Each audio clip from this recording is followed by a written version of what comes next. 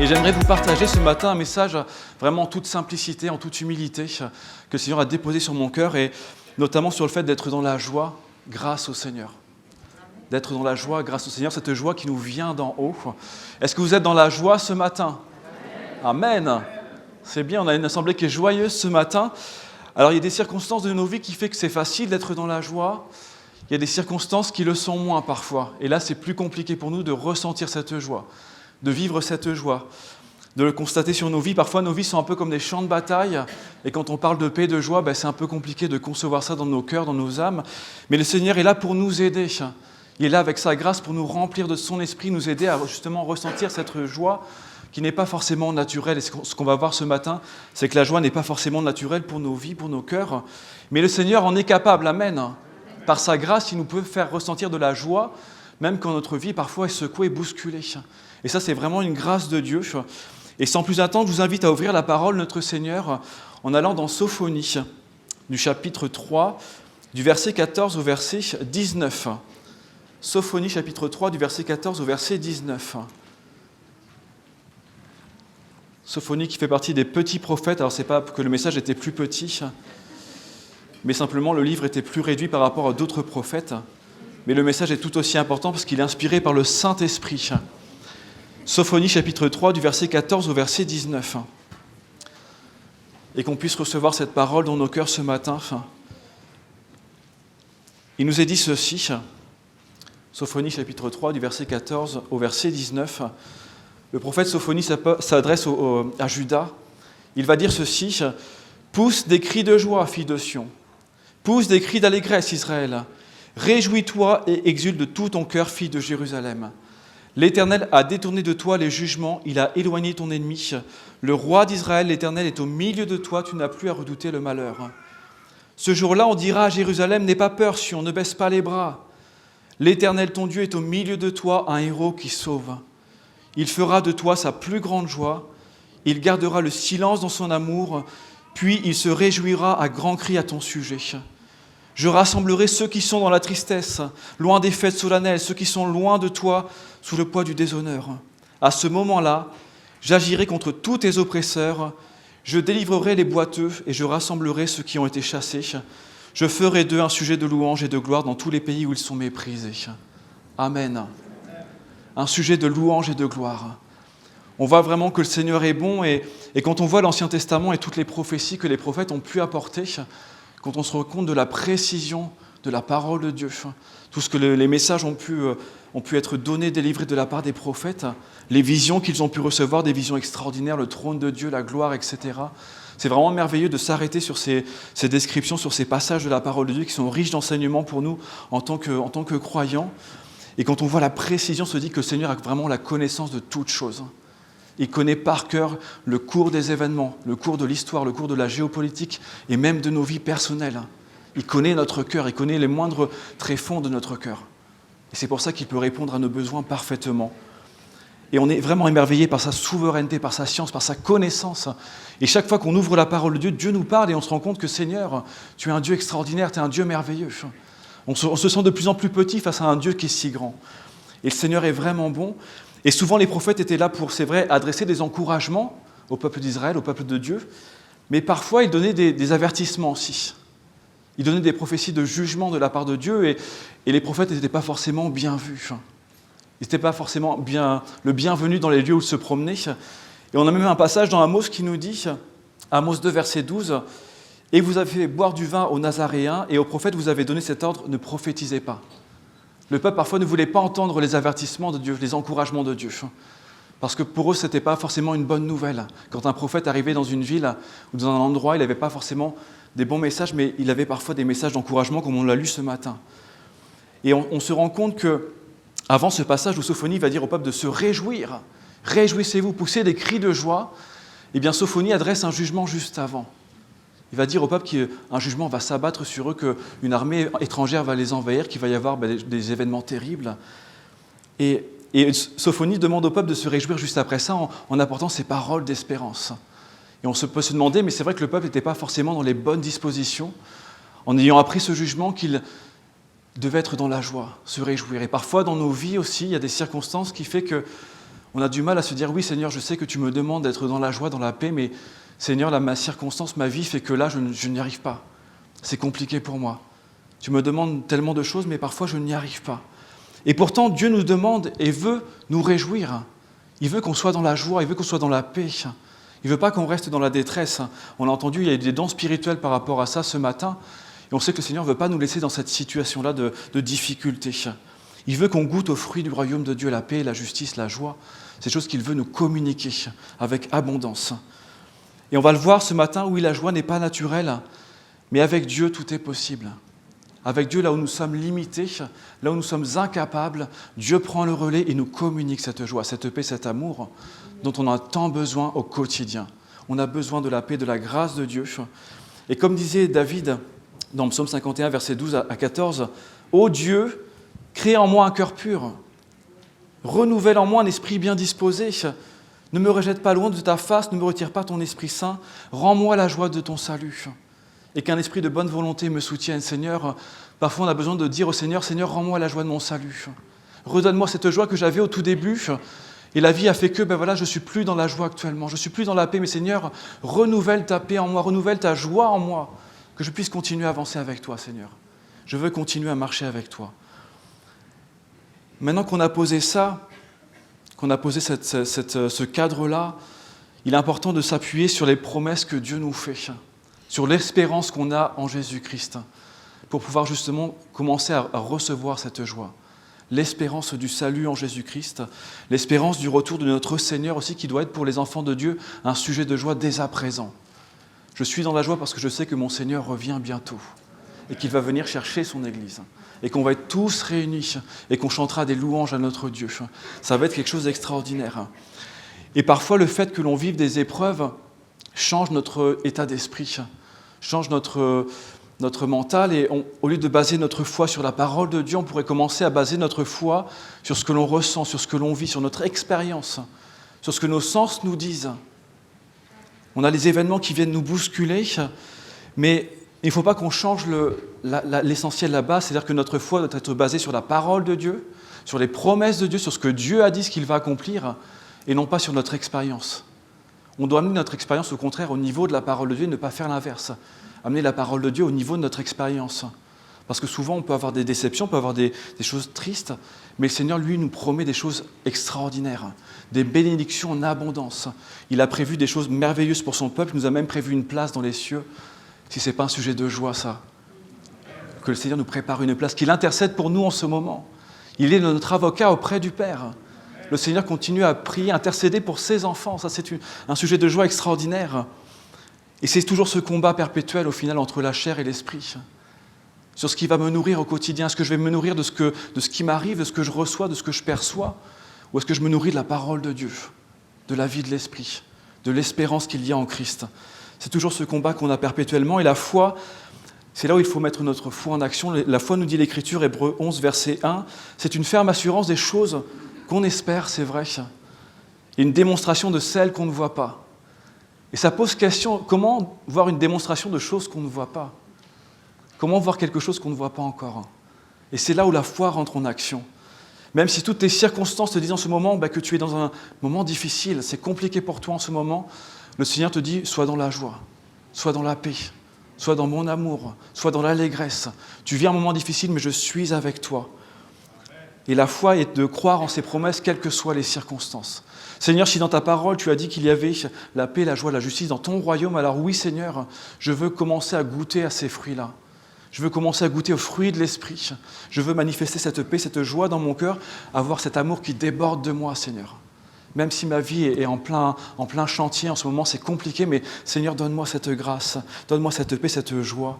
Et la foi, c'est croire vraiment avec assurance dans les promesses de Dieu. Parce que Dieu ne ment pas. Sa parole ne ment pas, elle dit la vérité.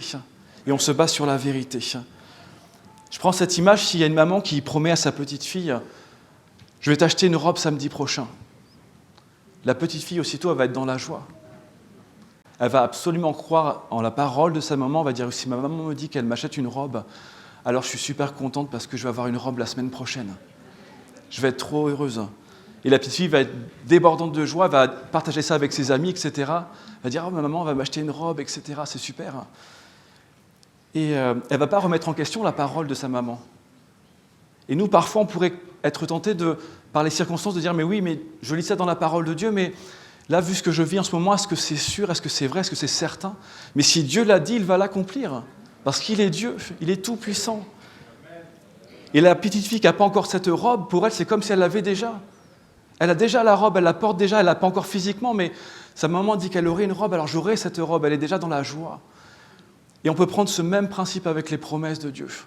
La chose, je ne l'ai pas encore, je ne la vois pas encore devant moi, mais parce que le Seigneur me dit que c'est ça, alors je crois en ce qu'il me dit. Je crois en ses promesses. Et je suis peut-être triste, mais j'ai déjà la joie dans mon cœur. Je suis peut-être bloqué, mais ma situation elle est déjà débloquée, Seigneur, parce que tu es là. Tu ne me laisses pas dans le doute, dans la peur, dans la crainte, Seigneur, ce n'est pas ta volonté. Mais pour cela, il va nous falloir plonger dans la parole de Dieu. Si je veux connaître les promesses que Dieu a pour ma vie, je dois me plonger dans sa parole. Je dois savoir qui il est. Je dois le comprendre, connaître sa volonté, sa nature. Et alors, ça sera beaucoup plus clair pour moi. Et quand l'ennemi viendra me tenter, je dirai non, il est écrit que je suis un enfant de Dieu, j'appartiens au Seigneur. Tu n'as aucune emprise sur moi. Au nom de Jésus, oui, on a autorité. Et il y a cette image que Paul utilise dans les Éphésiens sur l'armure de Dieu, sur l'armure du chrétien, avec les différentes armes, le bouclier de la foi, la cuirasse de la justice, etc. Et l'arme la plus importante dans cette panoplie d'armes, c'est la ceinture de vérité. C'est la ceinture qui maintenait totalement l'armure du soldat romain à l'époque. La parole de Dieu, la base de toute notre vie, de notre foi, celle qui maintient l'ensemble, qui maintient la vie de l'esprit. Et ça, c'est très important de se baser dessus. Si je suis entouré de la parole de Dieu, entouré de la vérité, alors je ne crains rien, parce que je connais mon Dieu, je connais ses promesses. Et je veux croire en ses promesses. Je veux commencer à proclamer ses promesses. Même si je ne vois rien, je proclame que la mer est déjà ouverte. Je proclame que ma situation est débloquée. Et je fais confiance au Seigneur. Si on est dans la volonté de Dieu, il n'y a pas de raison que le Seigneur ne se manifeste pas. Si on est dans le plan de sa parole, il n'y a pas de raison que le Seigneur ne se manifeste pas. Si on suit ses ordonnances, le Seigneur nous bénit. Et nous, on a une espérance en tant que chrétiens, c'est le retour du Seigneur Jésus. Ça doit être notre espérance au quotidien. Et chaque jour, on peut se dire, oui Seigneur, tu reviens bientôt. Le départ est proche, Seigneur, je veux me préparer pour ces instants-là. Parce que quand tu vas venir nous chercher, mais quelle joie, quelle gloire, Seigneur. On va être enlevé en un instant et ça va être merveilleux. Ça va arriver en un instant, on ne va pas se rendre compte et on va être transformé, etc. On va rejoindre notre Seigneur dans la gloire. Ça, c'est quelque chose de merveilleux. Et je veux que cette espérance me remplisse le cœur de joie déjà. Seigneur, je sais où je vais. Je ne savais pas où j'allais avant de rencontrer Jésus. J'allais dans un mur. Je n'avais aucune assurance sur l'avenir, aucune assurance sur ce que serait ma vie, mais maintenant en Christ, je sais où je vais. Je sais que je vais le retrouver un jour ou l'autre. Je suis son enfant, gloire à notre Seigneur. Et on voit les événements qui s'accélèrent actuellement. Il y a beaucoup de prophéties qui ont été réalisées. On voit la géopolitique qui est tendue en ce moment. Il y a beaucoup de choses qui se passent. Et on sait que, oui, le Seigneur prépare son retour. On voit des choses se passer au niveau du Saint-Esprit aussi. Il y a beaucoup de gens qui sont saisis, qui sont touchés dans leur cœur. Il y a des réveils qui se passent. Donc on sait que le retour est vraiment proche, Seigneur, et on veut se préparer. On veut se préparer. Alors oui, si nous c'est pour un sujet de joie, c'est vrai, mais pour les gens qui ne connaissent pas Seigneur Jésus, c'est un jour terrible, le retour du Seigneur. Ceux qui n'appartiennent pas au Seigneur, ils se disent, mais quand on lit la parole de Dieu, ce qui va être réservé aux gens qui seront restés ici-bas, Seigneur, qu'on puisse toucher le maximum de personnes avant ton retour, qu'on puisse partager cette bonne nouvelle du salut en Christ, qu'on puisse leur permettre d'avoir cette espérance en toi, Seigneur. Il y a tellement de gens désespérés dans le monde. Et quand on parle de l'espérance de Christ, combien ça éclaire le cœur. Combien il y a une espérance qui vient nous remplir, une joie qui vient nous remplir. On se dit, Seigneur, oui, je veux goûter à cette espérance-là. Je veux être dans la joie déjà, dès à présent. Et on est tellement reconnaissant envers le Seigneur de nous apporter cette assurance du salut. Il y a dans d'autres religions, les gens ne savent pas s'ils sont sauvés. Ils font tout un tas de pratiques, de rites. J'ai fait ceci, j'ai fait cela, voilà. Je prie tous les jours, j'ai subi telle confirmation, etc. Mais je ne sais pas si je suis sauvé. C'est terrible. Il n'y a aucune assurance, il n'y a aucune certitude. Et on ne sait pas si le Seigneur est avec nous ou pas, et que la vérité parvienne à la connaissance du plus grand nombre. Que les gens puissent être éclairés par la parole de Dieu. Et nous sommes dans la joie parce qu'on est rassemblés déjà ce matin ensemble, et on est rassemblés aussi par le Seigneur. On est le peuple de Dieu, on est les enfants de Dieu, on est l'Église de Jésus-Christ. On est marqués du sceau de Dieu. Et c'est pour ça que Dieu reconnaîtra les siens. Quand il reviendra, toutes les personnes qui seront marquées de son sceau seront enlevées avec lui. Et on sera dans la gloire, dans la joie, dans la félicité. Alors oui, déjà ici-bas, on peut commencer à se réjouir de cette espérance glorieuse, une espérance à venir. Et Paul pourra dire aux Romains 15, verset 13, que le Dieu de l'espérance vous remplisse de toute joie, de toute paix dans la foi, pour que vous abondiez en espérance par la puissance du Saint-Esprit. Qu'on abonde dans la joie. Seigneur, parfois c'est difficile, je le sais. Parfois c'est compliqué, mais que ton Saint-Esprit me donne la force d'être dans la joie, d'abonder dans la joie, quels que soient mes temps, quelles que soient mes saisons. Alors je ne veux pas occulter que parfois il y a des difficultés, c'est vrai qu'on vit. Il y a des temps qui sont difficiles. Il y a des épreuves qui viennent, même en tant que chrétiens, qui viennent tellement nous bousculer qu'on perd pied un peu. On ne sait plus comment réagir, on connaît la parole de Dieu, on connaît ses promesses, mais parfois ça nous touche tellement en plein cœur qu'on a du mal à prendre notre respiration. Et c'est dur parfois, c'est vrai. Je ne veux pas dire que les épreuves qu'on vit ne sont que des petites épreuves et on passe par-dessus comme si c'était facile, non. Il y a des temps qui ne sont pas faciles, même en tant que chrétien, en tant qu'enfant de Dieu. Mais il faut savoir que le Seigneur ne veut pas qu'on reste dans ce temps-là. Il ne veut pas qu'on reste dans la vallée de l'ombre de la mort. Il nous fait traverser.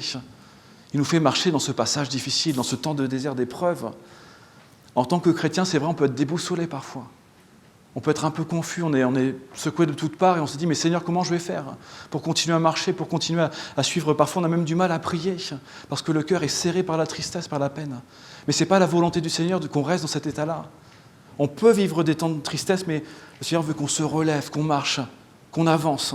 Ça a toujours été sa volonté de nous faire avancer, de remplir notre cœur de paix, de joie, de grâce, d'amour. Seigneur, que tu puisses nous faire grâce à ce niveau-là. Si vous êtes dans la tristesse ce matin, que le Seigneur vous fasse grâce, qu'il vous communique sa paix, sa joie et son amour, et qu'il vienne guérir votre cœur. Parce que parfois, il y a des blessures qui sont là, qui sont à cœur ouvert comme ça, c'est béant, ça saigne, et le Seigneur vient apposer son baume dessus. Et il guérit, il répare les brèches, il restaure. Si tu traverses un temps difficile en ce moment, Dieu veut que tu ne fasses pas comme Élie, qui à un moment de sa vie a traversé une difficulté profonde. Il s'est assis à l'ombre du genêt, il a demandé « c'est assez, j'en peux plus, c'est assez là, je ne peux plus marcher, je ne peux plus avancer ». Et pourtant il avait vécu un miracle extraordinaire juste avant. Il a dit « Seigneur, je ne peux plus, c'est assez, viens, maintenant c'est la fin ». Mais Seigneur, lui, il l'a relevé, il a envoyé ses anges, il l'a nourri, il l'a fait marcher jusqu'à la montagne sainte et ça a toujours été la volonté de Dieu. Un peuple en marche, un peuple qui avance. Au moment où on s'arrête, on commence à s'arrêter, on commence à abandonner. C'est là où on a autant plus besoin de serrer la main du Seigneur, de s'accrocher à lui et de ne pas le lâcher, surtout pas le lâcher, parce que Jésus veut nous sauver parfaitement. Pas d'un seul aspect de notre vie, mais parfaitement, corps, âme et esprit. Il le fait parfaitement, il est le Dieu de toute perfection, de toute excellence. Il intercède toujours pour nous, ça m'a toujours touché. Déjà, Seigneur, tu as donné ton corps à la croix, tu t'es sacrifié, mais en plus maintenant tu pries encore pour nous. Tu intercèdes pour nous, pour tes enfants, Seigneur, quelle grâce, quel bonheur, Seigneur, de t'appartenir. Et quand le Seigneur Jésus nous dit qu'il veut nous sauver, ce n'est pas simplement sauver au sens du salut de l'âme. Quand on prend le mot grec sozo, c'est vraiment quelque chose de profond, de complet, d'entier. Ça nous parle de préserver de la destruction, du danger, c'est vrai, le danger du péché, de la mort, etc.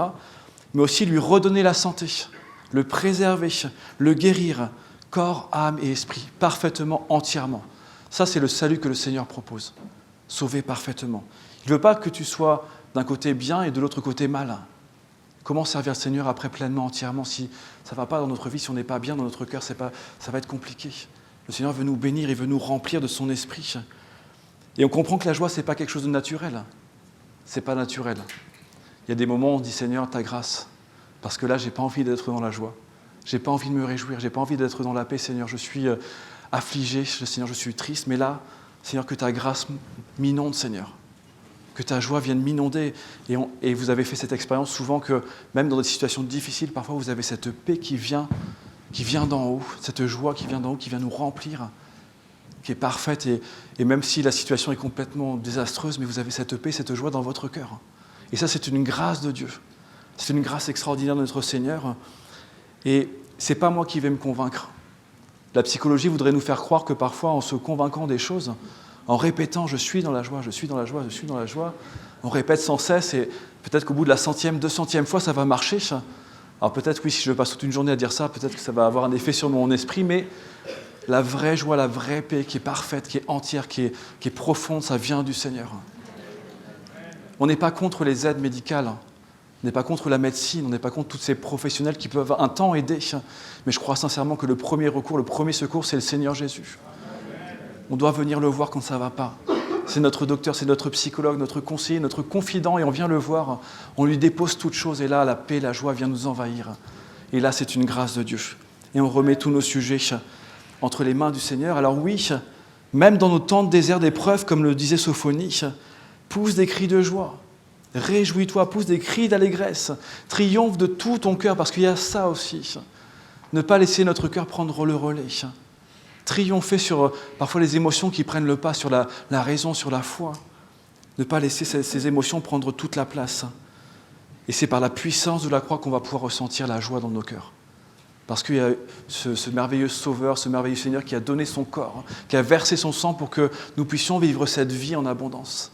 Cette vie pleine d'espérance, cette vie pleine de joie, quels que soient les temps qu'on peut traverser.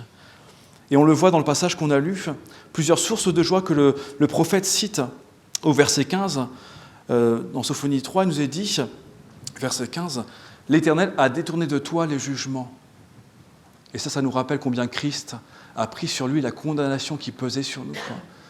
Il y avait un jugement qui planait sur nous, un châtiment qui était réservé pour nous. Mais Christ a payé à notre place. Et nous sommes affranchis, nous sommes libérés de ce jugement. Et c'est pour ça qu'on peut venir avec assurance, comme ce matin devant le trône de la grâce. Dieu ne nous voit plus comme des coupables, il nous voit comme des gens qui ont été sauvés, des gens qui ont été justifiés, sanctifiés. Et il nous voit à travers du sang de Christ. Je ne dis pas qu'on est saint, je ne dis pas qu'on est juste, mais Dieu nous voit par le sacrifice de Jésus. On est déclaré saint et juste. Même s'il nous arrive parfois de chuter, c'est vrai, mais le Seigneur est bon et fidèle. Si vous avez peut-être perdu pied un peu ces derniers temps, si vous avez peut-être mis les pas à droite et à gauche, demandez simplement pardon, Seigneur, sincèrement. Et le Seigneur est bon et fidèle pour vous pardonner. Et ça, c'est important de le saisir. C'est ça la grâce de Dieu aussi. Ne pas s'arrêter aux échecs, mais toujours rechercher la présence de Dieu. Ça, c'est une vraie source de joie. Je ne suis plus condamné, Seigneur, je suis libre. Tu m'as libéré, Seigneur. Et on ressent cette liberté dans notre cœur. C'est-à-dire, je sens que, oui, j'ai plus ce poids du péché sur moi. Je suis libéré. Je suis libéré, Seigneur. Un deuxième sujet de joie qu'il dit, au verset 17, « L'Éternel ton Dieu est au milieu de toi. » On a l'Esprit de Dieu qui vit en nous, gloire à Dieu. Ce Dieu qu'on lit dans l'Ancien Testament, ce Dieu de toute éternité qui est tout puissant, vient habiter en nous. Ce n'est pas un sujet de joie, Seigneur. Connaissant notre caractère, notre nature, Seigneur, et tu prends plaisir à séjourner en nous, Seigneur. Ça, c'est une grâce. On ne mérite pas tout ça, c'est une grâce. Mais le Seigneur prend plaisir à habiter en nous. Seigneur, tu vis en nous, tu es tous les jours avec nous. 24 heures sur 24, 7 jours sur 7. Il n'y a pas de congé, il n'y a pas de pause. Avec Dieu, il est toujours avec nous. On est dans sa présence et le Seigneur peut nous bénir à tout instant. Il suffit juste de venir auprès de lui, de lui abandonner nos fardeaux, de poser nos fardeaux à ses pieds. Et là, le Seigneur veut nous bénir. Ça, c'est une grâce extraordinaire. Dieu est avec nous, c'est même un des noms du Seigneur Jésus, Emmanuel. Dieu est avec nous. La gloire de Dieu a été manifestée sur la terre des hommes. Et on vit avec lui, on vit dans sa communion par l'Esprit. Gloire à notre Dieu. Au verset 17, il y a même un sujet de joie, moi, qui me touche.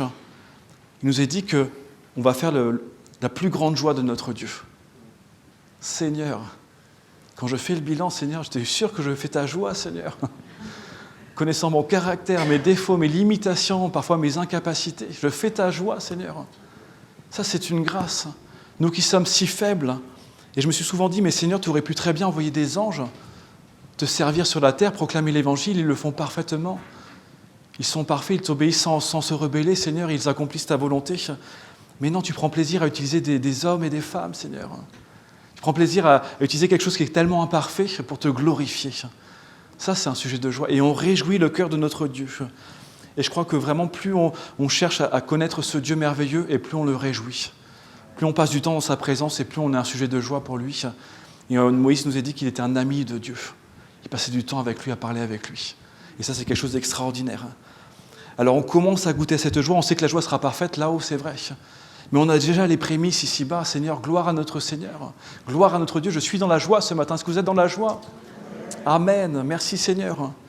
Je ne dis pas que c'est facile. Il y a des choses qui ne sont pas faciles dans notre vie spirituelle, mais combien le Seigneur est bon, combien il est fidèle et combien sa grâce est extraordinaire. Et ça va être notre part à nous de décider, est-ce que je suis accablé par la tristesse ou est-ce que je veux être dans la joie? Il y a cette part qu'on doit faire. Il y a Jacques qui nous dit « Considérez les épreuves comme un sujet de joie ». Et moi, ça m'a toujours interpellé ce verset. Je me dis « Mais Seigneur, considérez les épreuves comme un sujet de joie ». L'épreuve, ce n'est pas un sujet de joie, mais Jacques nous dit en fait que tout dépend de nous en fait. Est-ce que je considère cette épreuve comme quelque chose de terrible qui va m'accabler, qui va me détruire, ou est-ce que malgré cette épreuve, je décide de compter sur toi, Seigneur, je décide d'être dans la joie, je décide de te faire confiance, de m'appuyer sur toi.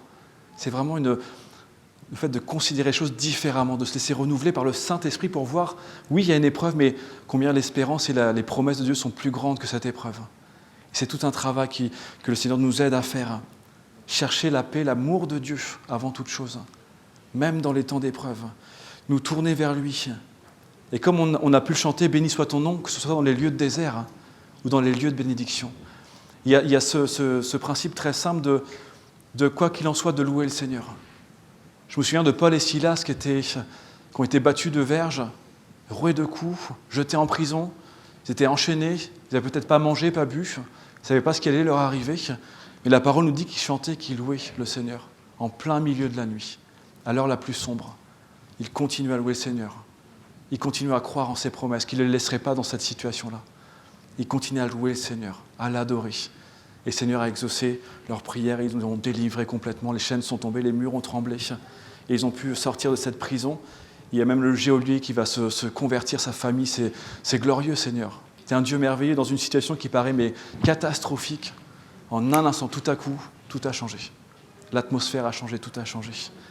Que le nom du Seigneur en soit béni.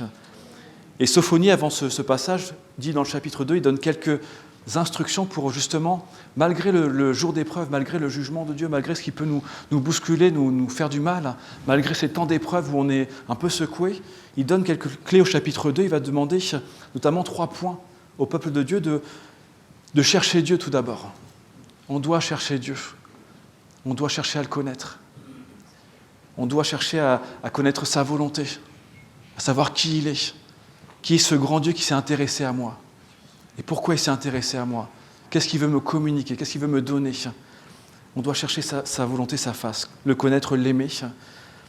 Il demande aussi de vivre selon la justice de Dieu. Vivre selon la justice, selon sa parole. Vivre en harmonie, parce que ça c'est aussi un des points. Seigneur, si je suis ta parole, si je suis tes volontés, si je suis tes commandements, alors le Seigneur me permet de recevoir des bénédictions. Si je suis rebelle à ce qu'il veut, sa volonté, ça va être compliqué de recevoir la bénédiction. Si je ne fais pas ce que sa parole me demande et que j'espère recevoir une bénédiction, ça va être compliqué. Le Seigneur veut qu'on suive sa volonté, sa parole, c'est important.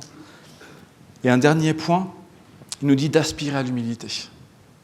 Aspirer à l'humilité. Ça, c'est important. On doit ressentir quotidiennement que ce n'est pas nous qui faisons les choses. Ce n'est pas nous qui sommes importants. On doit ressentir cette dépendance à Dieu. Être dépendant à Dieu. Seigneur, je ne suis pas capable. Je n'ai pas la force de... Oui, mais gloire à Dieu, parce que c'est quand on est faible que le Seigneur nous rend fort. C'est quand on est faible qu'il se glorifie, justement. Quand on reconnaît ses difficultés, ses faiblesses. Seigneur, là, je ne peux pas. Mais oui, mais moi, je prends le relais. Je t'aide à traverser, je te porte. Et tu verras que tu vas traverser ce temps difficile. L'humilité. Et dans cette recherche, dans cette disposition de cœur, alors le Seigneur nous remplit de joie, nous remplit de grâce, de paix. On doit se disposer devant Dieu. Et David pourra dire, psaume 71, versets 22 à 24, « Et je te louerai au son du luth. Je chanterai ta fidélité, mon Dieu. Je te célébrerai avec la harpe, Saint d'Israël. En te célébrant, j'aurai la joie sur mes lèvres. En te louant, j'aurai la joie sur mes lèvres, Seigneur. La joie dans mon âme que tu as délivrée. Ma langue chaque jour publiera ta justice, car ceux qui cherchent ma perte sont honteux et confus. » Il y a un secret là dans la louange, qu'on ne cesse de louer le Seigneur. C'est-à-dire, parce que vous allez commencer à louer le Seigneur, vous allez voir que Dieu, en célébrant le Seigneur, va vous communiquer cette joie.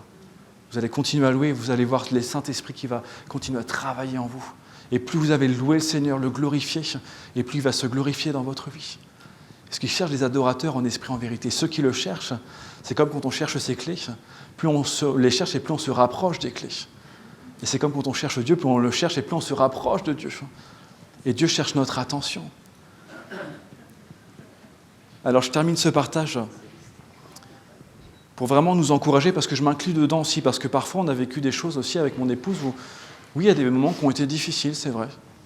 Des moments où c'est compliqué d'être dans la joie. Mais on a toujours eu ce réflexe de Seigneur, tu vois la situation, tu connais toutes choses. On se confie en toi, on t'abandonne vraiment ce poids, ce fardeau, cette peine que je ressens en ce moment, qu'on ressent en ce moment. Et à chaque fois qu'on a fait cette démarche-là, le Seigneur a toujours béni. Il a toujours apporté la paix, toujours apporté la joie. On ne savait pas que la situation allait être changée, allait être modifiée, mais on s'est appuyé sur ce qu'on a reçu à ce moment-là, sur des versets qui nous ont marqués, sur des paroles qu'on a reçues, et le Seigneur a béni. Il y a vraiment un secours en Jésus-Christ. Il y a une assistance. Il est là pour répondre à nos besoins, pas les besoins que le monde propose. L'abondance matérielle, ça c'est du vent. C'est inutile. On ne l'emportera pas avec nous. Dieu ne veut pas qu'on vive non plus, c'est vrai, dans des conditions terribles, mais tout ça, ce n'est pas le but. L'abondance, elle vient d'en haut. C'est les choses du royaume de Dieu.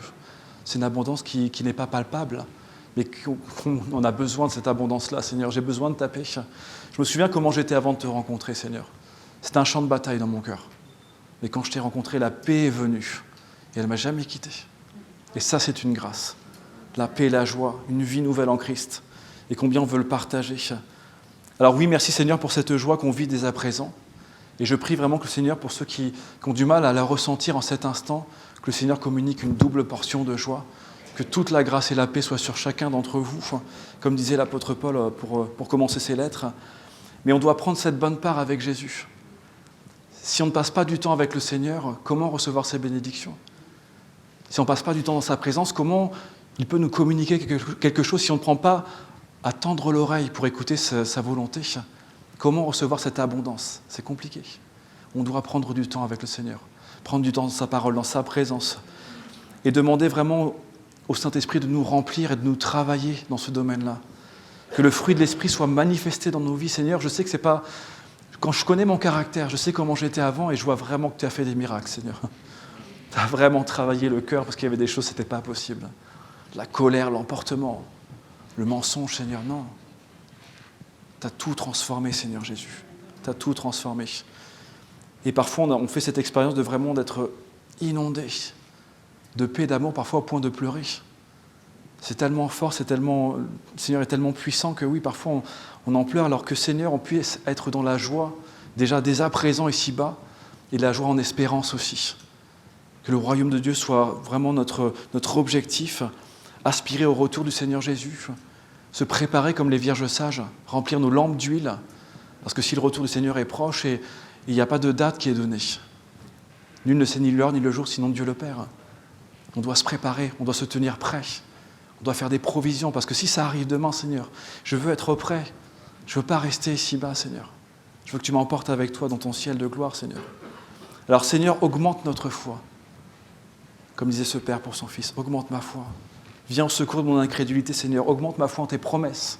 Que lorsque je lis quelque chose dans ta parole, Seigneur, ce soit comme une vérité, une certitude. Le monde assène tellement de mensonges avec aplomb, et les gens croient dans ces mensonges. Mais nous, on a la parole de Dieu, la vérité. Et ce que dit la parole est sûr et certain. Qu'on ne puisse ne pas douter de ta parole, Seigneur, et que ta parole soit notre source de joie. Que ton Saint-Esprit nous remplisse de toi, qu'on puisse vivre déjà dans l'abondance ici-bas. Une abondance qui vient d'en haut, une grâce qui vient d'en haut. Et je termine avec ces versets que Jésus adresse à notre Père Céleste. Comme le Père m'a aimé, je vous ai aussi aimé. Jean 15, versets 9 à 11. Demeurez dans mon amour. Si vous gardez mes commandements, c'est important, vous demeurerez dans mon amour, de même que j'ai gardé les commandements de mon Père et que je demeure dans son amour. Je vous ai dit ces choses afin que ma joie soit en vous et que votre joie soit parfaite. Une joie parfaite. Seigneur, donne-nous cette joie. C'est une promesse, Seigneur. Donne-nous cette joie. Et on va courber le cœur devant le Seigneur, on va vraiment réclamer sa grâce ce matin. Oh Seigneur Jésus, je te remercie pour ta parole, Seigneur, qui nous nourrit, Seigneur. Merci parce que tu es un Dieu merveilleux, Seigneur, parce qu'en toi, Seigneur, il n'y a pas de limitation, Seigneur. En toi, tu as toutes les capacités, toute la puissance nécessaire pour nous faire du bien, pour nous bénir, Seigneur. Et Seigneur, je te prie pour ces personnes, ces frères et sœurs qui sont rassemblés ce matin, Seigneur. Viens bénir ceux qui en ont besoin, Jésus. Viens remplir de joie, d'amour et de grâce ce matin, Seigneur, parce qu'on en a tellement besoin au quotidien, Seigneur. Ceux qui traversent un moment difficile, un temps d'épreuve, Seigneur. Oh, viens les guider, Seigneur. Viens les secourir. Viens les soutenir par ta main puissante. Qu'ils puissent ressentir ta présence en cet instant au nom de Jésus, Seigneur. Viens faire grâce, Seigneur. Aide-nous à ressentir cette joie, cette paix dès à présent. Qu'on ne soit pas soumis aux circonstances, mais qu'on s'appuie sur ta parole, Seigneur. Au nom puissant de Jésus. Amen. Amen. Alléluia. Gloire à notre Seigneur, que le nom du Seigneur en soit béni et qui nous encourage à être dans la joie. Amen.